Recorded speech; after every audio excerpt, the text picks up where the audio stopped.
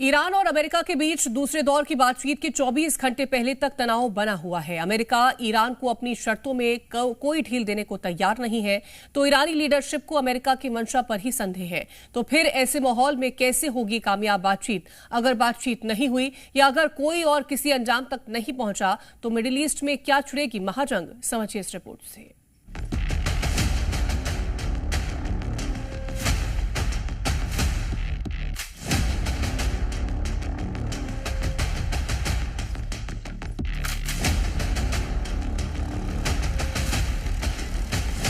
इस्लामाबाद में ईरान और अमेरिका के बीच दूसरे दौर की जो बैठक कल तक टलती नजर आ रही थी, उसमें एक उम्मीद तो जगी है, लेकिन डोनाल्ड ट्रंप और ईरानी लीडरशिप दोनों तरफ से अब भी कुछ कंडीशन अप्लाई है, यानी कि शर्तों का पेच फंसा है।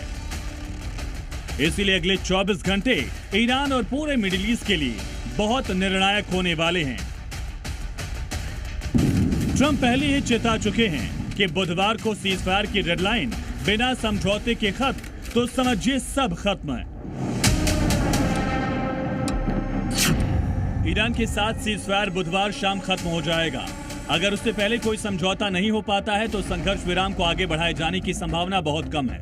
अगर ऐसा हुआ तो समझिए बहुत सारे बम फटने लगेंगे।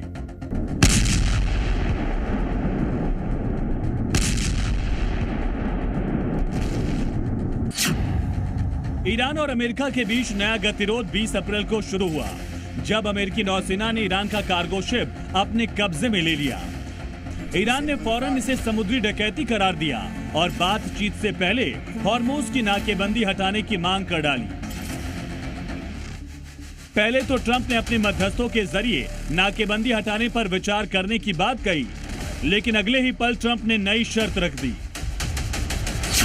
हॉर्मुज से नाकेबंदी ईरान से समझौते के बाद हटाया जाएगा। ट्रंप की शर्त ईरान फिलहाल मानता नहीं दिख रहा। ईरानी संसद के स्पीकर ने सोशल मीडिया पर बयान जारी कर कहा, ट्रंप दबाव बनाकर सीज फायर तोड़कर ऐसा माहौल बनाना चाहते हैं कि ईरान को झुकना पड़े या दोबारा जंग का मौका मिल जाए।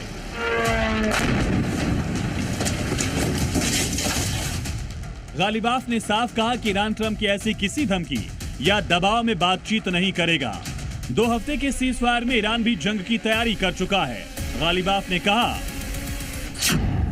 ट्रंप अगर चाहते हैं तो जंग ही सही। یه وقتی من میبینم مردم عزیز ما میگن که ما اونا رو نابودشون کردیم. نه، ما اونا رو نابودشون نکردیم. این رو بدونیم. ما حتما برتری میدان به دست ماست. به همین خاطر هم هست که ट्रंप। ईरान का दावा है कि बातचीत की पेशकश सबसे पहले ट्रंप ने की थी। इसके लिए पाकिस्तानी मध्यस्थों को काम पर लगाया। इससे साबित होता है कि ट्रंप युद्ध में कमजोर पड़ रहे थे, जबकि ईरानी सेना कसम खा चुकी है अपनी संप्रभुता और परमाणु कार्यक्रम की आजादी से समझौता नहीं करेगी। हम आखिरी मिसाइल तक लड़ेंगे। ट्रंप ने कहा, नाकेबंदी ईरान से डील के बाद ही हटेगी। ईरान ने कहा, जेडी वेंस इस्लामाबाद पहुंचेंगे तभी हम जाएंगे। ट्रंप ने कहा, संवर्धित यूरेनियम हर हाल में अमेरिका को देना होगा। ईरान ने कहा कि संवर्धित यूरेनियम किसी हाल में दूसरे को नहीं सौंपेंगे। नेतन्याहू ने इसी बीच कह दिया कि लेबनान और इजराइल में काम अभी खत्म नहीं हुआ।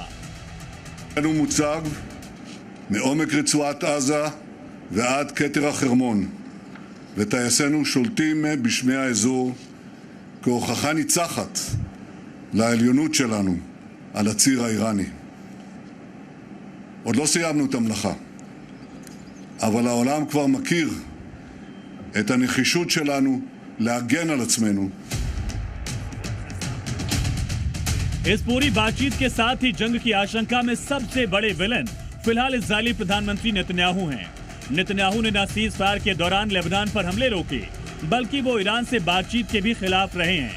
नेतन्याहू चाहते हैं कि बात हो तो इसमें ईरान से अमेरिका परमाणु से लेकर ऑयल फीड तक मोर्चे पर झुके।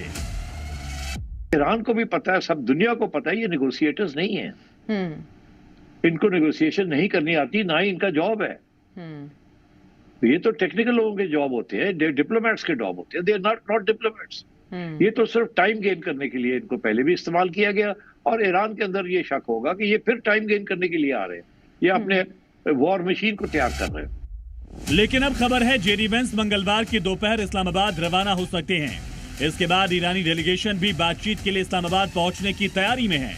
लेकिन उससे पहले ईरान चाहता है कि अमेरिका ने उसके जिस कार्गो शिप टोस्का को पकड़ा है उसके क्रू मेंबर्स को रिहा कर दे।